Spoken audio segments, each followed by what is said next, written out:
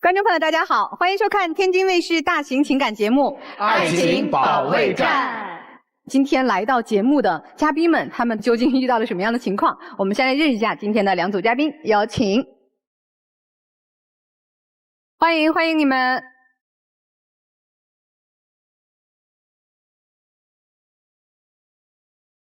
首先要疗愈的是本期第一对情感嘉宾，裘先生39岁，来自黑龙江乌农；苗女士42岁，来自黑龙江乌农。他们究竟遇到了怎样的情感困惑？你现在的婚姻状态如何？一塌糊涂，满地鸡毛，就是天天总是吵。这家我也不要回去了。我们长期分居，自从老二出生以后，这个家他不管不问，现在有他和没他都一样。你最不满意对方什么缺点？嘴碎磨叽，没事找事，没有担当。他太小心眼儿，不负责，不爷们儿，不拿我们娘仨当亲人。你今天来的诉求是什么？我要求他来市里和我们娘仨一起生活，否则这个日子就没必要这么耗着了。城里的家也是家，农村的家也是家。我要求他就是偶尔回农村帮我照顾父母，照顾家。如果他不回农村的话，这婚姻不过也罢。你们现在是分居状况是吗？对，现在属于是分居。结婚多少年了？结婚18、19年了。分居了多久？为什么分开啊？分居了将近5年吧。我家老大吧，从小是我父母带着，完了在市里陪读，我和他在农村的种地，再加上做个小买卖。要了老二之后呢，我农村地里活也干不了，所以呢，我俩研究他让我上市里陪着老大，再加上带着老二，就这么的。我在市里了，他在农村，但是我俩感情是一直都挺好的。就将近4年前吧，我婆婆完了之后出现了一次意外，我俩就是大吵了一架。因为吵架嘛，所以呢，我俩就办了离婚证。你俩现在其实是离婚的状态。我俩已经把证给领回来了。又复婚了啊？对。那当初什么事情就严重到非得办这离婚证啊？是因为他母亲出了一次意外，出了一次车祸，他为了他母亲，他把责任呢推到了我身上。完了之后呢，这不跟你有啥关系啊？是没关系，但是后期的事是怎么回事呢？我母亲住院了，需要照顾，我有2个妹妹，他们相互照顾，她不去，因为孩子小。完后期吧，也不用她照顾了，就是家里需要她做饭啥的，就是农忙嘛，在家养牛。完结果她还不回来，所以因为这事吵起来了。在那个时候，虽然说办了离婚证，完了之后我们妥协了，我要回到农村呢，又照顾他们，照顾了1个多月。但是市里呢，因为我家老大，我父母呢年纪大了，我们也分开了，父母也没法照顾我家老大了，就那样，我又回到城市照顾我大姑娘，陪着我老姑娘。刚开始的时候吧，他还给我们抚养费，但是没拿那么多。中间呢1、2年呢，他这抚养费呢，他就陆续他就不给我拿了。到什么时候呢？我俩复婚的呢？就是说的在头些日子吧，因为我大姑娘马上高3了，开了一次家长会，老师就这么说的，就是家里不管说有什么争吵，夫妻有什么矛盾，千万不要影响孩子，因为我俩办的离婚手续，孩子知道，再加上我俩这日子还过得还行，挺好的。完了之后呢，我俩就把这个证给领回来了。没想到把这个证给领回来的时候呢，他就是来市里了，看我们娘3个。在当天来的那天晚上，我大女儿10点多钟放学回来的时候呢，就是说门上贴了一张那个纸条，欠水费的纸条。我女儿说她妈妈欠水费了20多块钱。我就把那个水费条呢，我给他了。我说你把这个水费交了。就这个时候他说句啥？说的这个水费跟我没有关系，为什么让我交啊？你说这话的话，这不就是我们娘仨跟你没关系吗？所以现在呢，就是怎么呢？他水费、电费都不愿意给我交了，不单说的抚养费不给我掏了，水费、电费都不给我交了，还守着孩子面说。所以我就觉得。就是虽然我俩把证领回来，我想踏踏实实跟他好过日子，他就把我当外人，不当一个亲人，所以这个我实在是我接受不了了。当时不是这种情况，我不是说不给他交，因为是手机软件交嘛。我说你自己也觉得交啊，我不能总是我一直交，我有时候忙，可能手机没有信号，交不了，我是这么说的。我承认我是不会，你明知道我那个手机的软件我什么都不会，反过来之后你还为难我，让我自己交，那你不说的话太难听了。我说我是不方便说你得学会交，是不是？但这话前提是不是这么说的？但是抚养费的问题，每年不再拿吗？只不过这2年拿的少一些吗？拿少是因为什么？种地和养牛挣钱少了吗？所以说我拿稍微少一些，你这2年挣的不也多了吗？所以说这东西你能怨着我吗？你是这家里的男人，你是2个孩子的爸爸。再有了，你刚才那是我跟你将起来了之后，你后边说的啊，你得学会这软件，你不这么说的吗？但之前你不是这么说的呀。之前你说的这个水费我凭什么给你交？我为什么给你交？你不这么说的吗？这个事儿吧，哈，其实是个小事，20多块钱。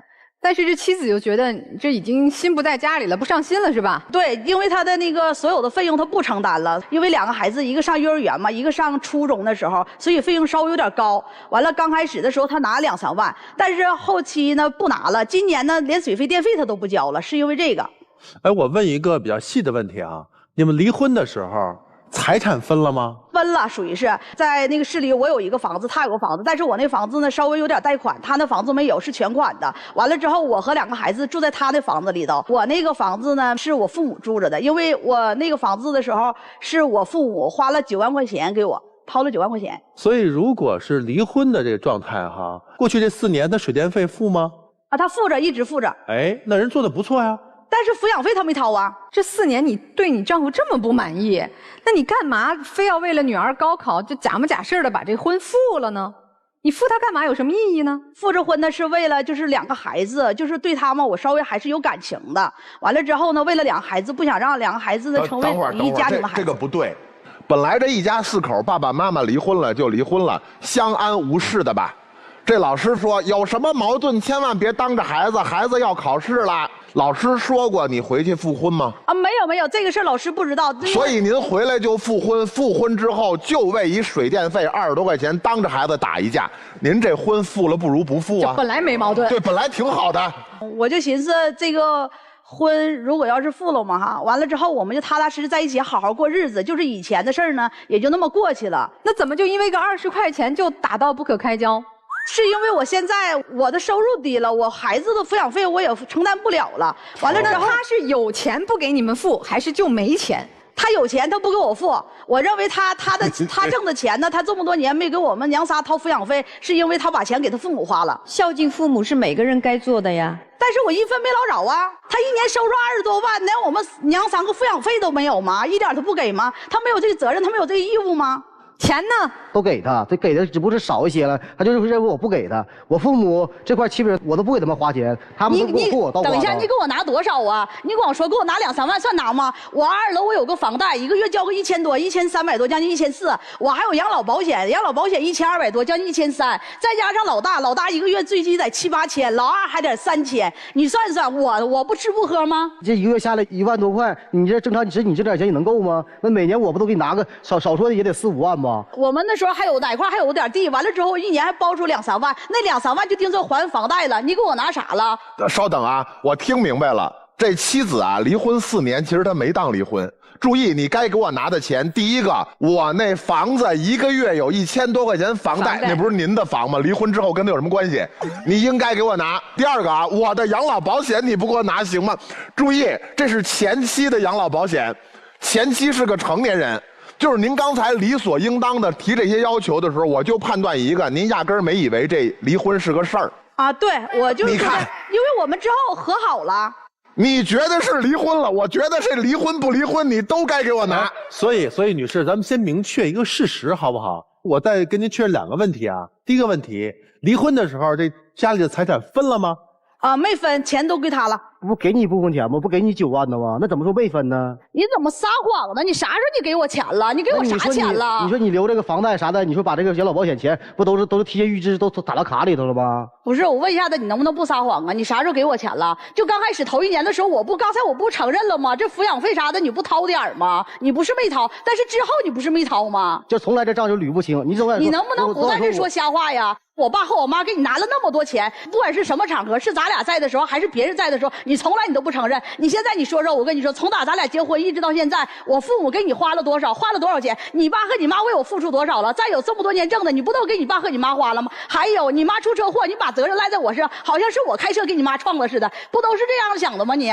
咱一个一个说。先生，你这岳父岳母给你拿钱了没有？拿了，但是我父母也拿了。我先说一下子啊，就说的我结婚的时候，娘家就给我带了3万5，那时候陪送的。在18、19年前，那时候农村就是很穷。他父母呢是给我盖4间大瓦房，但是我跟他父母在一起生活。他父亲呢是给我拿了1万，完了之后给我3头牛。他父亲欠了10多万块钱账，我还拿了3万块钱给他们还账。我说等到时候得还我。他爸爸不承认，他妈妈这3万块钱在陆续5年之内才把这3万块钱一点一点给上我的。再有呢，完之后3年之后呢，我俩就离开这个砖房了，就买了一个门市房，我俩做买卖了。做买卖的时候呢，得投资几番。那时候我母亲又给我拿了10万零5千。做买卖缺钱的时候，我母亲又给我拿了3万。之后呢，我们又上那个哪儿做买卖的时候呢，我又从我母亲手里拿了钱。再后来呢，买卖不做了，我俩就买了一台小轿车。我父亲呢说给拿5万，但是车比较便宜，我父亲来气不拿了，但我母亲给我拿了1万块钱。拿没拿过？他这个说的吧，我家这个就记性特别好。又不承认，真好。我就问你拿没拿过？我承认拿，但是拿多少，我具体多少我就忘了。我还没说完呢。完之后再有呢，就是说我买那车的时候呢，给我拿了1万。反过来之后，我说你妈给拿多少啊？我俩上车的时候就这么说。他说啥啊？这是你偷摸给你妈的钱吧？你妈给你拿的，还说这么一句话。作为一个男人，这就是他应该说话嘛。我那你妈给拿呀？他回到家里的时候跟他妈说了，说妈，我们买车了，你能给我拿点钱吗？他妈连声都没吱。完之后转身呢，我俩就走了。他说这老太太连话都不说，她自己还承认呢。哎，苗女士，我听起来你们过去付的这些钱，不管是谁的父母出的，谁的父母拿的，是为了让你俩能好好过日子，你们这一家4口能过下去，对吧？是不是？你爸出钱给他，也是为了你们好。对。那咱今天复婚了，也是为了好，准备怎么就以后过这个日子算是好呢？提要求嘛。你老翻旧账有什么用呢？我现在要求就是想让他回到市里和我们娘仨一起生活，并且承担我们娘仨的抚养费。他回到市里边怎么跟你生活？回到市里他可以工作呀。他在农村，他一直找借口，都说他养牛，现在种地他不挣钱赔钱，没给我们拿钱，他手里分文没有。那我说他给他父母花，他不承认，所以他可以。又回到钱了，怎么听着还是前后不到20秒，你的话题主题又回到钱了。苗女士，我问你一个问题啊，你当时跟这个老公结婚的时候，你看上他的是什么呀？我就感觉听他说话还行，过日子还行，比较认干，啊，就肯干活，肯赚钱，肯赚钱啊，对，哎。刚才你太太说了啊，就希望你回到城里打工，多赚点钱，跟他好好过。好好过倒能好好过，但是回城里是够呛。我现在投资这养牛，投资挺大的，设备投入挺多的，我不能说走就走。再说还有我父母需要照顾，我得说给我时间，得慢慢来。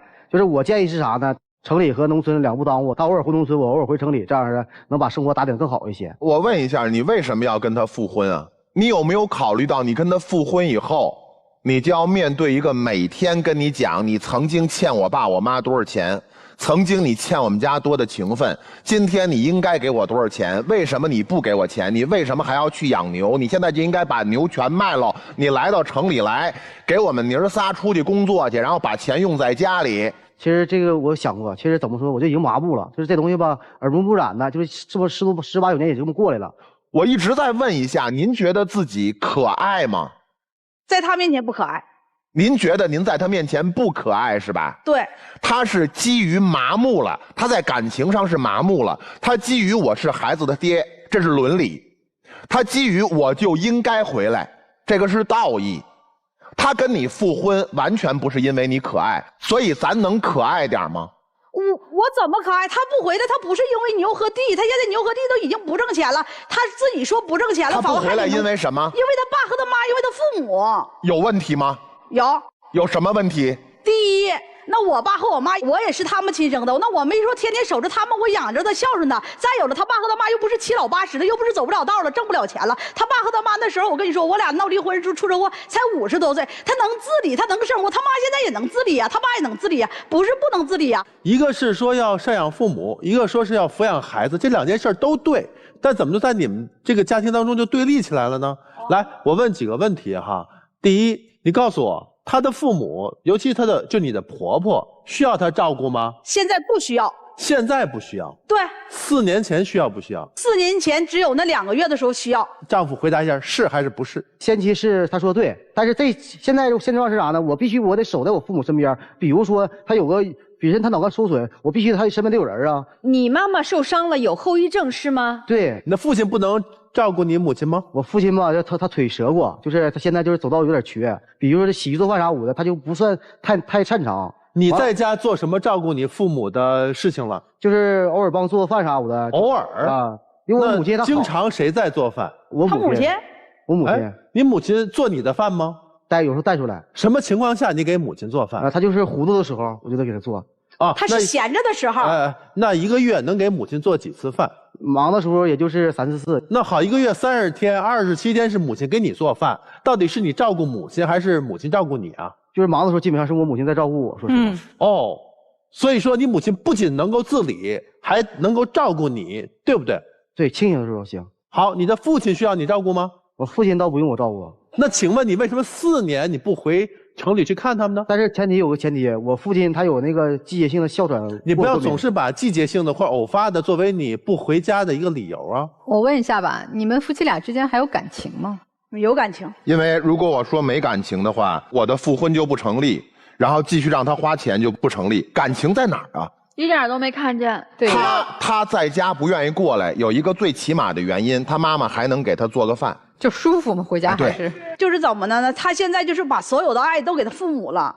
未必，他在家可不是照顾他母亲呐，他1个月就做3次饭。是父母爱他，所以说他爱没在他父母身上。你越这么夸口若悬河的指责他，他越不会回来，因为在你这儿得不到温暖。他为什么不想回？你知道吗？我不知道他为啥不想回来。不是照顾父母哦，我又不是不给他饭吃。您的敌人是谁呀，苗女士？他父母。您的敌人真的不是他父母，是他吗？你的敌人是你自己，你在自己把自己往绝路上带，你可爱吗？他为什么不愿意回来？他妈妈不糊涂的时候还给他做饭。你是复婚了，你复婚除了跟他要钱之外，你有别的需求吗？你告诉我。有啊。什么？这家里没有男人呢，那不是过日子。你让他在家干嘛？在家里头，最起码这家里我有男人呢，我有丈夫，哪怕他没有，你没有，你记着，那个男人，你这么多年你就给了1年的钱，剩下那3年你给过我1分钱吗？你都把他否定了，他就是一边被你否定，一边被你骂，一边要给你认为该给的钱。你们也是夫妻吧？年轻一点哈。是。就他们现在家里这个情况啊，你们觉得这个男士应该到城里跟他一起生活吗？还是女方应该回到农村和自己丈夫一起生活？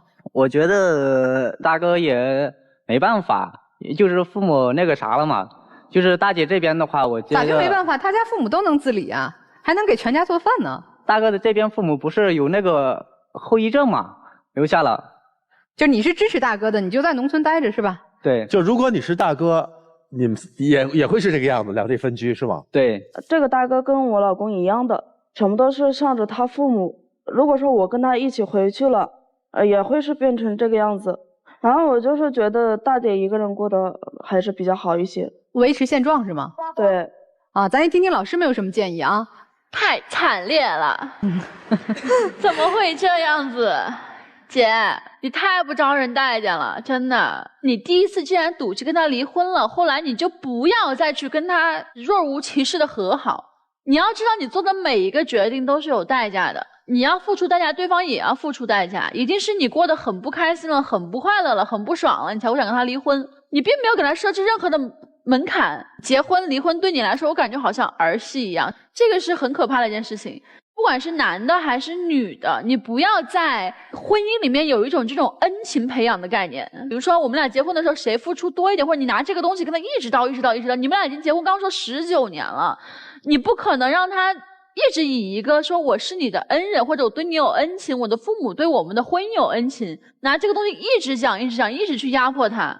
头2年也许可以，3、5年了乏了，5年以后这事儿已经不管用了。所以不论你怎么咆哮，你怎么发泄，你看他就是以不变应万变，因为在他心里你说的这些话他已经认不下来了，你知道吗？他过了有效期了。还有一点是什么？就是在明知道对方做不到的情况之下，就别吵吵了。他已经明确告诉你1、2、3我做不到，你在这一直在这嚣张跋扈的说，你应该怎么样，你应该怎么样。对不起，他不应该那样，因为他做不到，他的情况就是这个样子。认清现实，脚踏实地，然后让自己身心健康。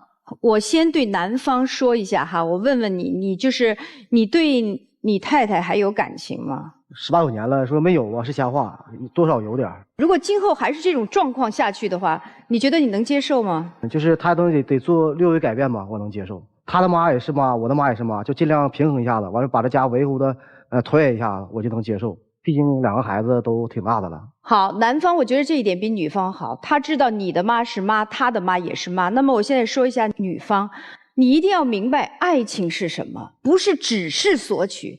首先你要付出，你要知道自己身上的责任是什么。你现在对你公公婆婆的态度，你就可以影响你的儿女。今后你的女儿有可能就会这样对待你。那他心里只有他父母，他现在没管他儿女。他有他父母有错吗？没有错。站在您的立场上，这个苗女士，我跟您说这么几件事儿。第一件事儿，你丈夫不怕再跟你离一次，他愿意复婚。不是因为他对你有多深厚的感情，他对你的描述是我早麻木了，有没有感情多少有点吧。他现在跟你复婚是因为他觉得应该的，我得管我的俩女儿，但是呢，请你不要干扰我现在的生活状态。我们已经离了4年了，我们现在是复婚，所以你丈夫提的方案很客观，我在家照顾我的父母，我呢，只要有空，我们来过一家4口的日子。他没说出来的是，我每个月能有多少空来过一家4口的日子，这个我的承受能力有限，因为我只要到了城里，面对我这个妻子和我这2个女儿，俩女儿挺好的，我的妻子就会开始，你该给我多少钱，我不管你有多少钱，你该给我你不给我不管你有没有，该给的你不给你就是废物。你欠了我多少钱，当年我妈妈第1笔给你多少，第2笔给你多少，第3笔给你多少，我妈妈都没跟你算，我得跟你算，你欠我的。所以你的丈夫呢，对于这种相处状态，他每个月可能承受力有限，每个人承受力都有限，但是呢，你又不够有志气。你要真有志气的话，当初离了，今儿复什么复啊？今天复婚是因为我收入少。对，我现在要告诉你的是，你的丈夫不是因为你可爱回来的，他不怕再跟你离一次，他现在是在咬着牙承受着。麻烦您让他好受点儿，麻烦您让自己可爱点儿。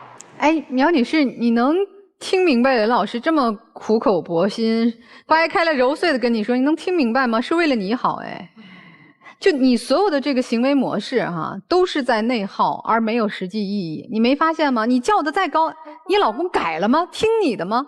你说咱嚷嚷2句，或者是跟机关炮一样的训他一顿，他听了，哎，我觉得这个也算有效沟通，哪怕你用了不好的情绪，对吧？他有结果，你实现了什么结果呀？什么结果都没有。对呀，那你既然你想好了一个生活的模式，你认为是合理的，当然刚才老师们也都说了，该孝顺的时候孝顺，该照顾子女的时候照顾子女，这是需要平衡的。那在这个前提之下，我们想要的人生是什么样的？一家4口在一起，我觉得这个没毛病。这个阶段孩子们上学适合在城市里，那我们就2头兼顾。未来你说孩子们都上学了，老人身体不好，咱再回农村，我觉得这都是可以商量的。但是你想清楚了你的人生要什么样的模式，你得用真的是能达到目的的方法去做事儿啊。你现在达到啥目的了？我看你这一生挺失败的，你想过自己去调整吗？想过。对呀，我得了一身病，得了一身怨气。对呀，你除了怨气，你没有志气，没有骨气，没有傲气。我如果是你，特别简单，既然现在你无暇顾及，什么老人也得天天床前伺候，2个女儿也得培养他们上大学，你没有能力的话，那咱顾一头，但是事儿做了，话要会说，情要到。我老问有没有感情，有没有感情。如果我们能力做不到的时候，我们拿情感去多付出一些呀。常常对父母嘘寒问暖，关怀一下，有时间就去看。你老公心里能不高兴吗？我做不到。你看，那你做不到，你就别想着说，老公你得跟我在城里过，你得对我好，你得疼孩子，你得经常跟我在一块儿。他也做不到。丈夫，我觉得你做的也不咋地。你别说你孝顺，我认为你真的不是真孝顺，你是因为在父母身边你舒服。他们不会埋怨你，他们不给你压力，甚至你那个有后遗症的母亲还天天做饭伺候你。你在这点上不是一个真孝顺的好儿子。我觉得你作为丈夫也是一个不合格的丈夫。你的老婆在这个时候40多岁，带着2个孩子，又是高考的大女儿，小女儿那么小，她就是需要有个男人能够支持她。我觉得你就没有支持她，你全部都是逃避在自己那个安乐窝里，和你的牛在一起。再说你另外一个重要角色，父亲，这俩女儿可真是你媳妇儿带大的呀。所有你重要的3个社会角色也好，家庭角色也好，我觉得你都没有做好。如果你没有这个能力，我认为你还不如放手。你绑着他干啥？你绑着他不就因为将来你还指望俩闺女给你养老吗？所以如果我们婚姻当中都能够做到既让自己愉快，也承担自己该承担的责任，做好自己的角色，我觉得都能过下去。你就没有承担好你的角色，所以你的妻子从一个原来愿意承担我一个人养2个孩子，婆婆出了车祸我也愿意照顾，虽然照顾的不愉快，到今天变成一个十足的怨妇，你占60%的原因。所以你也反思吧啊！你们如果还想在一起过，既然都复婚了，我觉得都各往前走一步吧。你咬着牙把你该负的责任负起来，她就不会成为这样一个怨妇。而咱今天成为怨妇的这个太太，你稍微往后退一步，把自己的日子过好。你大女儿都马上高考了，你来这儿吵架，你咋想的呀？我先说2点，我先说一个误解，再说一个真相。误解是什么？你们俩之间的误解。4年前，妻子以为不是离婚，我们没有离家，我们就是生气吵架。对。但老公已经觉得离婚了，我可以什么都不管了。真相就是你老公对你没有爱了。所谓照顾父母就是一个借口，所以说你还傻傻的跟那儿等呢，还觉得哎呀他这不对那不对，他根本就已经觉得已经离婚了，我不是你老公了，你为什么还拿老公的责任来要求我呢？要求我给家用，要求我回来，人说我们已经离了，你不明真相。所以老公啊，你占尽了便宜啊，你知道应该给他什么呢？至少在钱方面我们要给足人家嘛。如果说你们真的想各自再往前一步，先建立起一个正常沟通的桥梁，好不好？我们先都去认定一个事实，就是我们之间还有没有情感，还有没有爱。如果有，我们再去谈很多的事情，好不好？别一句话说，哎呀，他记性好，记性不好都忘了，就能抹杀自己的那些自私自利的事实。来吧，妻子也别哭了，咱坐下好好想一想老师说的话，好吗？我们也看看这对小夫妻他们有什么问题。先生，你也思考一下啊，你可不是做得好了，你妻子这个态度不好，但是你虽然态度好，你做的也不好。本期第2对情感嘉宾马先生，25岁，来自青海，服务员；沈女士，23岁，来自甘肃，待业。那么他们又遇到了怎样的情感困惑？他有什么缺点？没责任感，没边界感，没担当，疑神疑鬼，大手大脚，对婚姻的顾虑，抛弃矛盾，沾花惹草，不尊重人。他不能回家和我照顾我家人。哪些事让你没安全感？生活没保障，啥都向着他妈，还要照顾他全家。他就爱离家出走，永远长不大。矛盾挺深呀，对吧？我看你们列出来对方的缺点，已经是婚姻当中最严重的问题了。我们来这里的诉求就是缓解一下我们2个之间的感情，还有抛弃矛盾。那时候我们刚认识的时候是在西宁那边，在饭店里认识的。他在干服务员，我在干后厨，就那样在一起了。有一次下班回来了以后，他就一直对手机傻乐呵，趁他不注意的时候把他手机抢过来，我看了一下。结果我发现他跟别的女孩子在聊天，说的是我喜欢你，我想跟你在一起，但是他跟他回的是我有老婆了，你会不会介意呢？这后半句开始，前半句听完了就觉得特别棒。对，我有老婆了，你介意吗？不，你啥意思啊？你这转变太大了。当时我也只是想开个玩笑，然后就给他说，你介意吗？然后那个对方不介意的话，你打算干嘛？对方要是说不介意的话，我也会跟他说我介意。他问完说你介意吗？对方女孩怎么回的呀？后面的话我也没看，然后我就跟他吵起来了。吵起来了以后，他跟我说他再也不会了，但是他老是走出晚归的，就是发现他有问题。后面的话我就晚上看了一下他手机，结果我发现他有别的女孩子的合照。什么样的合照呢？他后面那样坐着抱着他，就那样抱着。我解释一下，因为那个女孩是我们店里的一个客人啊，然后他就来跟我要我微信，我就没给他。他后来要了几次，我还是没有给他。然后有一天他跟我说，要是我今天晚上不陪他去吃饭的话，他第2天就要来投诉我，就没办法嘛，我也害怕丢了这份工作。然后我就只能陪他去吃饭了。然后那天晚上吃饭的时候，他跟我说什么他失恋了之类的话的。然后当时他也喝了点酒，一个人放在大马路上，我觉得不放心嘛，我就把他送到酒店里了。送酒店这事儿姑娘知道吗？送酒店这个事情我跟踪他了，结果我发现他跟那个照片上的女孩子先去吃的饭，然后去酒店了。所以他刚才说的话是因为已经被你发现了，所以没办法跟我们先招一遍是吧？你跟那女客户呢怎么处理的呀？那女客户我就放在那个酒店以后，我就再没管她，我就直接出来了。出来之后就是刚好碰到她，她就问我你在这里干嘛？我就说刚好我陪女客户。你是把她送到了大堂，还是送进了房间？我是先给她开了房嘛，开了房以后，我就让工作人员把她送上去的，我自己就没上去。哎，那你抱着她的照片是怎么回事啊？那个照片是她那天晚上非跟我说要跟我拍一张照片。你是耽误我们都傻吗？简直满嘴胡说八道，真的满嘴跑火车，上来就不诚实。没事，先记着，你再说。然后后面我发现我怀孕了，然后他直接给我来了一句打掉吧。后面到头我说我不想打掉，他说的现在的工作没什么稳定的，年龄也小，就是找借口。然后我就是一直强硬着，我就是没打掉。那生下来之后呢？回到他家里去了，他妈妈照顾我月子。起初这月子里还是挺好的，我感觉婆婆可能还是觉得大孙子抱回来了啊，还这1个月月子里是不错的。对，出了月子以后，然后我婆婆就让我干农活，家里活那些全部让我一个人干。然后有一次我就跟她说我不想干农活，太累了，我想去打工。然后她有点生气了，她跟我说你一个二婚女，你有什么资格在这里跟我提要求？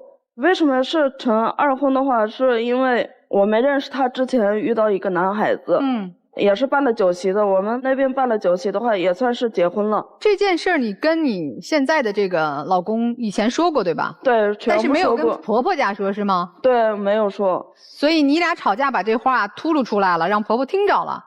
对。隔天我婆婆就给我找茬说你做的饭怎么那么不好吃？然后我就回了一句我怎么做的不好吃了？我之前做的也就是这个样子。然后她就跟我说你一个二婚女，你在这里跟我顶什么嘴啊？就自打婆婆听你俩吵架，发现知道了你是二婚之后，对，就鼻子不是鼻子，眼不睛不是眼睛了。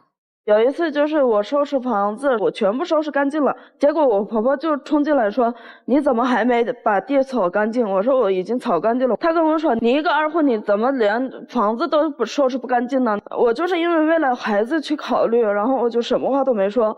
她下班回来了以后，我就跟她说了这件事情，然后她去跟我婆婆去说了。那所以每次你跟婆婆有冲突的时候，其实你老公还是会跟你婆婆说两句。扫地这件事，然后我去问我妈了，我妈给我说的是，那还不是因为她没有洗我弟弟妹妹的衣服。怎么没洗呢？我那时候是不知道，那时候我婆婆没拿出来，然后我就没洗。然后我就去跟我妈说了，要洗的话，这个衣服你自己洗。你要是不洗的话，你就放到让她明天来洗。我妈说可以，那就放到明天让她来洗。那我凭什么老是去洗你弟弟妹妹的衣服呢？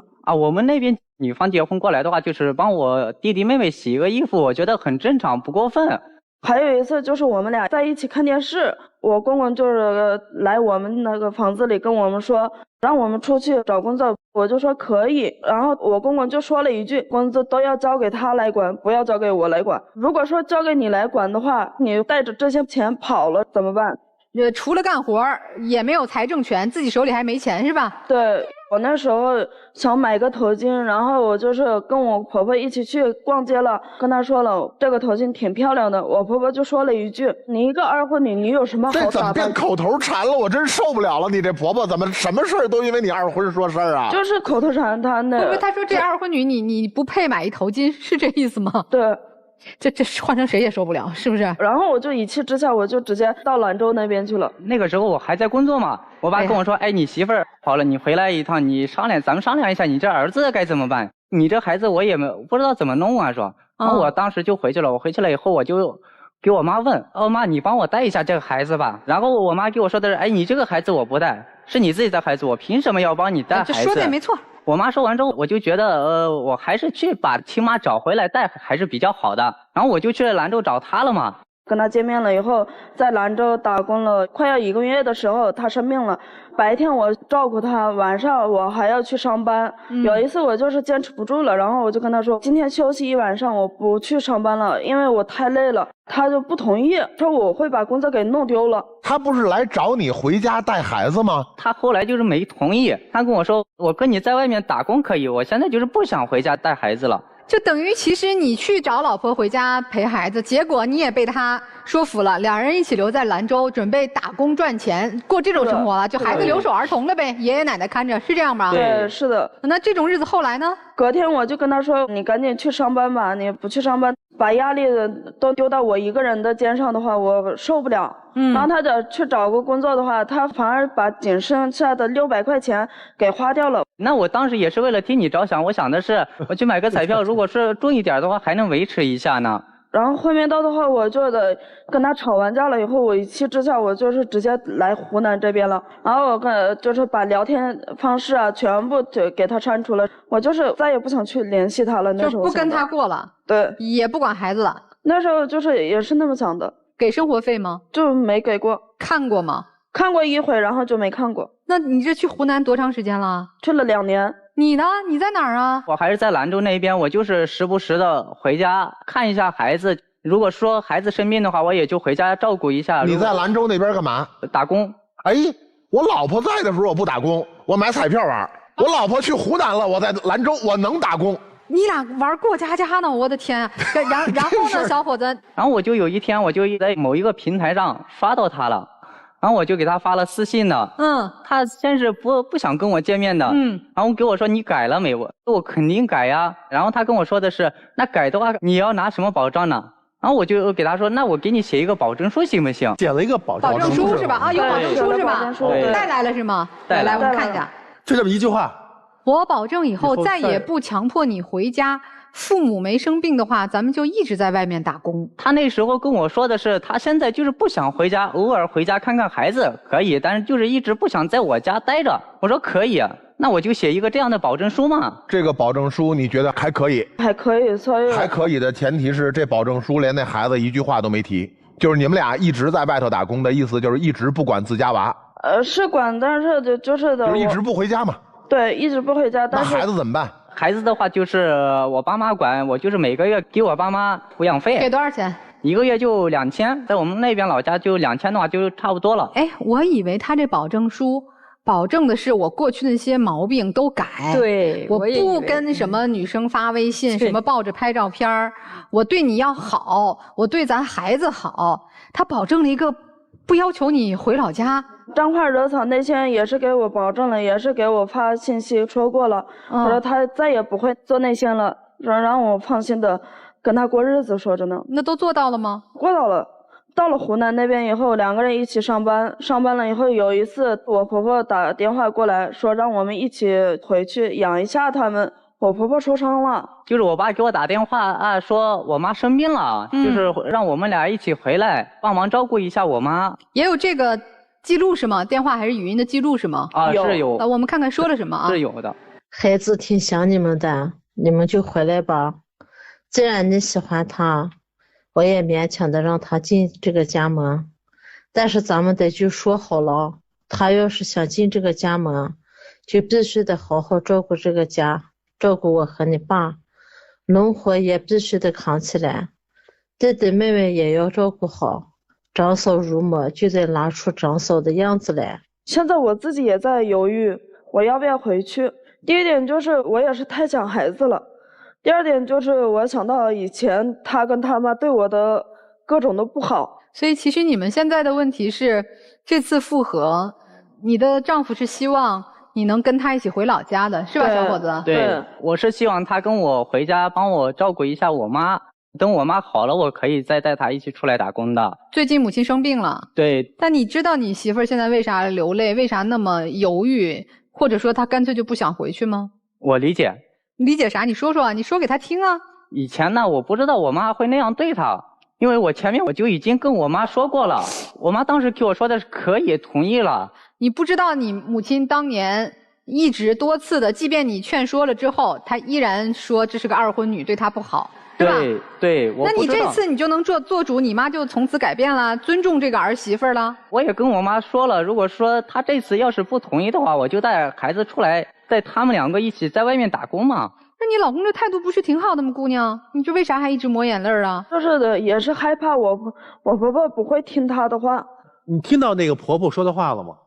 听到了。啊，就是谅解你之后啊，需要你做出保证了，你得去照顾婆婆公公，照顾弟弟妹妹，这个家里都得你操办起来，这个你能接受吗？你还得干活，他承受不了。还干活是吧？对，还得干农活，干农活，对，这些你能接受吗？如果说我婆婆接受我的情况下，我能接受。哦，就是只要婆婆不再提二婚的事儿，对，这些你都心甘情愿的去做。对。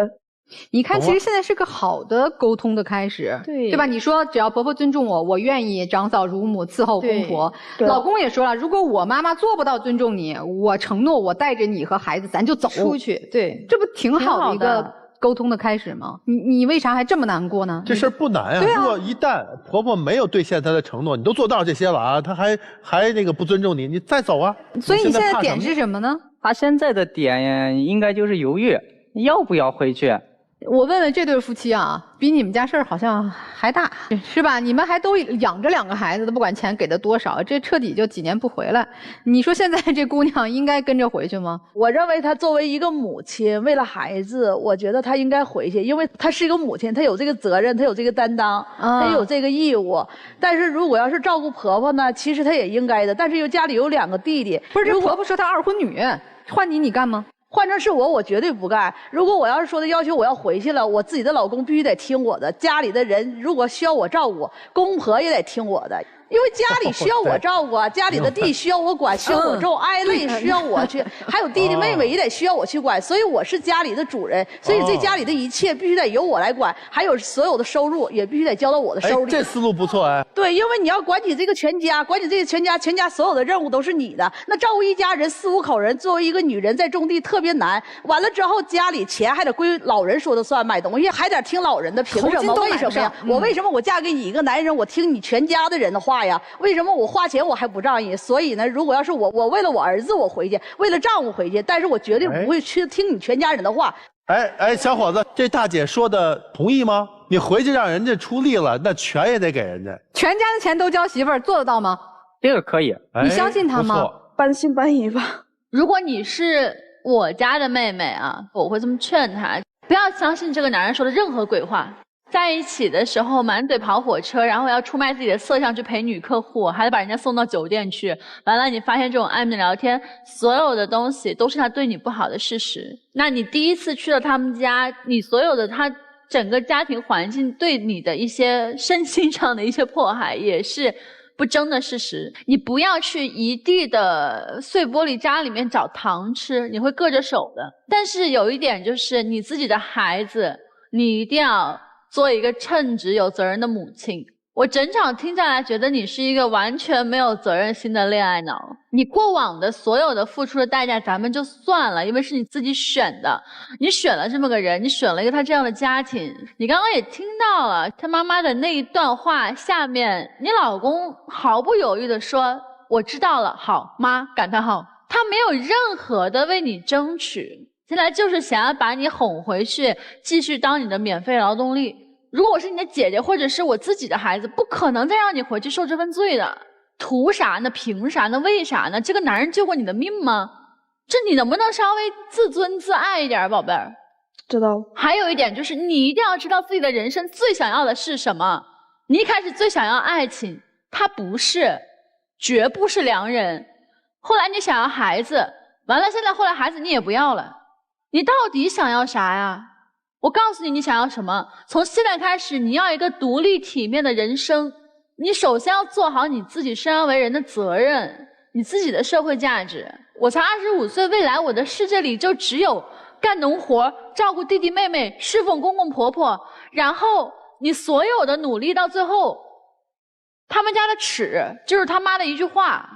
而且你要想，就是你永远是他们家那个外来媳妇儿，你怎么样你都改变不了你二婚的事实。别回去了啊，听我的。我是认为你可以回去感受一下这样的生活。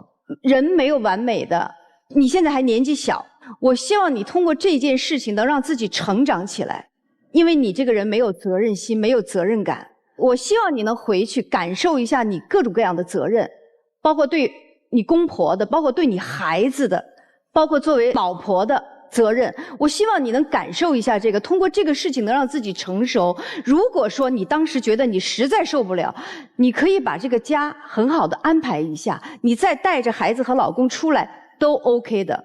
但是我希望你能回去感受一下，这种责任是你这2年、这几年你丢失的。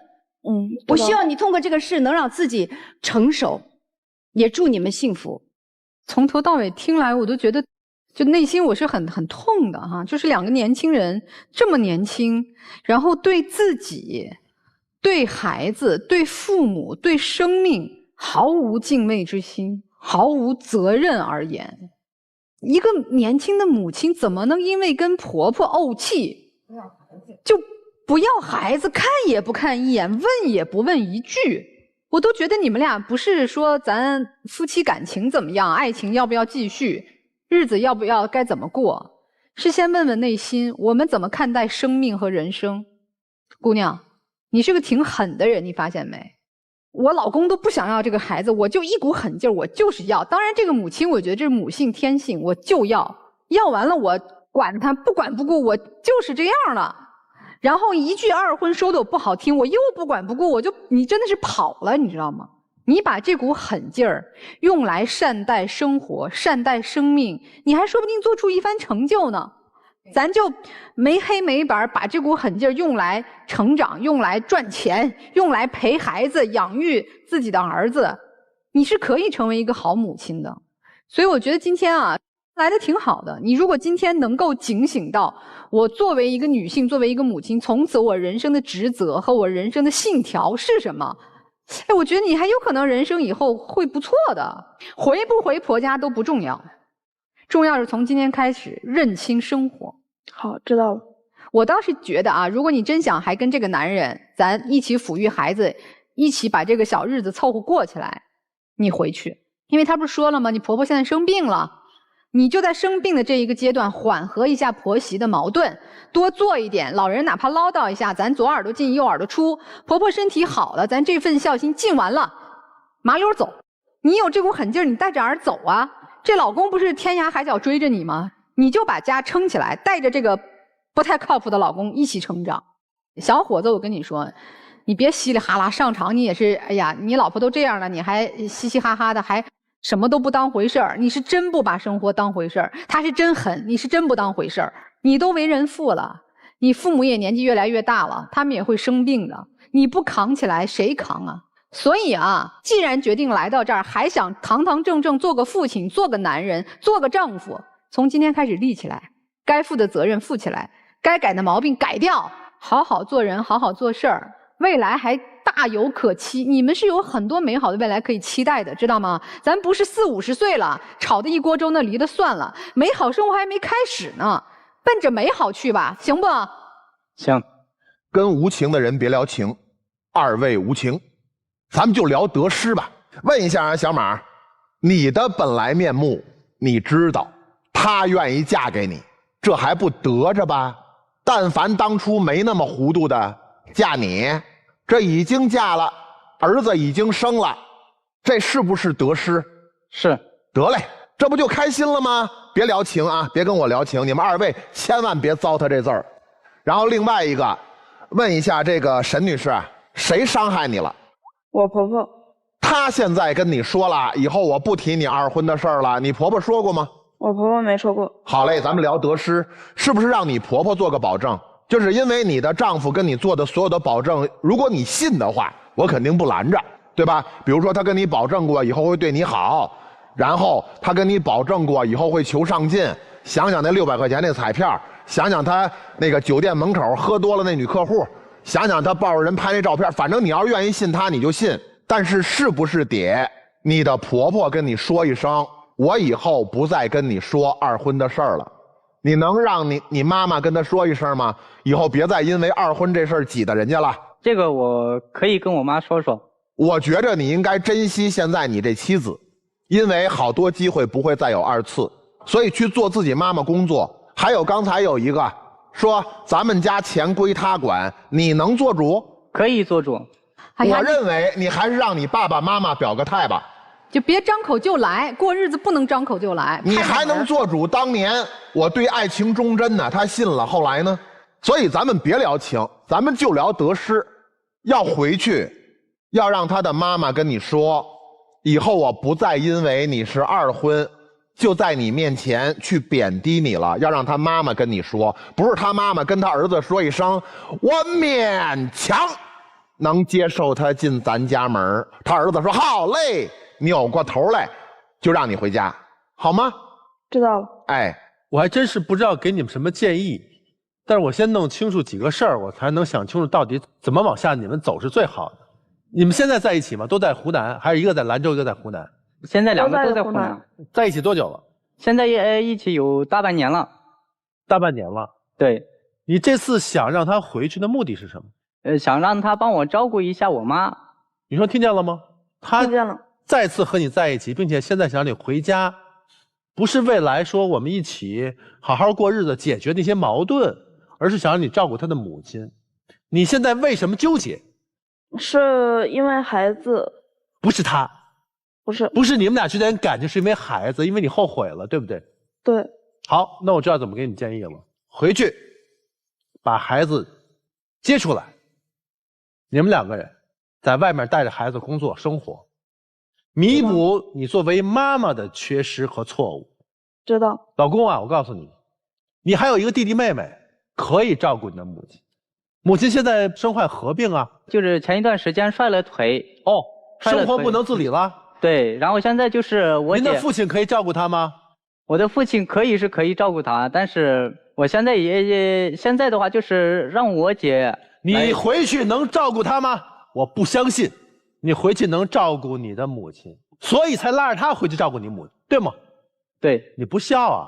先让老公去谈，哎，能不能答应？因为这都画一个大大的问号呢。能答应回去见识不好，带着孩子走。至于他能不能跟你走，那看他的。今天这2对夫妻啊，你们稍做一下思考，还是以感情为基础去思考。我们真的如果夫妻情分还在，我觉得怎么都能商量出来一个共同生活的方法，怎么孝顺老人，怎么照顾孩子。如果夫妻情分不在，那真的不如说我们各自去自己成长，自己负责，自己过好自己的人生。所以你们考虑一下吧，好吗？请我们2组夫妻都回到我们的转门后边。电视机前的观众朋友，如果想收看我们节目完整视频呢，还可以通过登录优酷视频、腾讯视频来收看完整的节目内容。真的，他们考虑考虑，真的有情，咱慢慢商量。尤其第2对才20多岁，咱是换一个人不好吗？啊，也是。我们看看第1对夫妻他们怎么考虑的吧。来，请开门。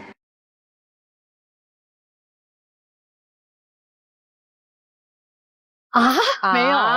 跟我想的一样，就听完第2对小夫妻的生活，更不愿意过了。他们不是我的理解是一个坚决不服软，我该怎么样怎么样；另外一个实在受不住了。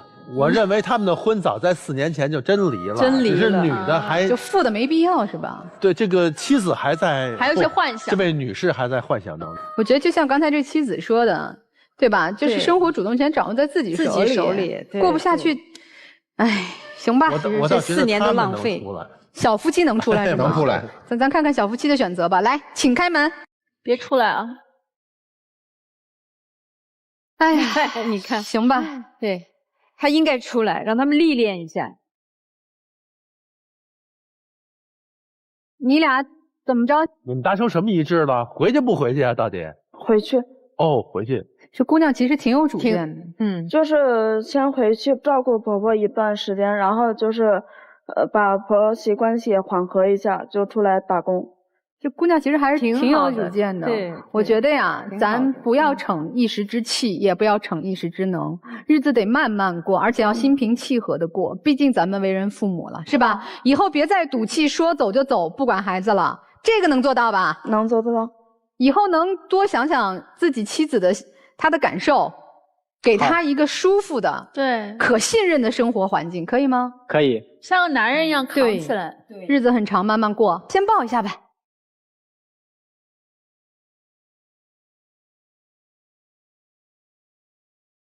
加油吧，谢谢一起成长啊，回去好好带孩子，再见，好，拜拜，拜拜，拜拜。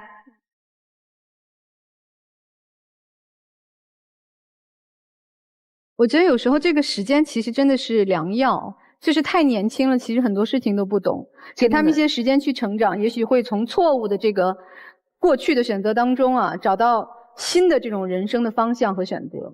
也许这是个好事儿。是的，好吧，让他们慢慢去过日子吧啊。那也感谢大家收看我们今天的节目，我们下次爱情保卫战再见。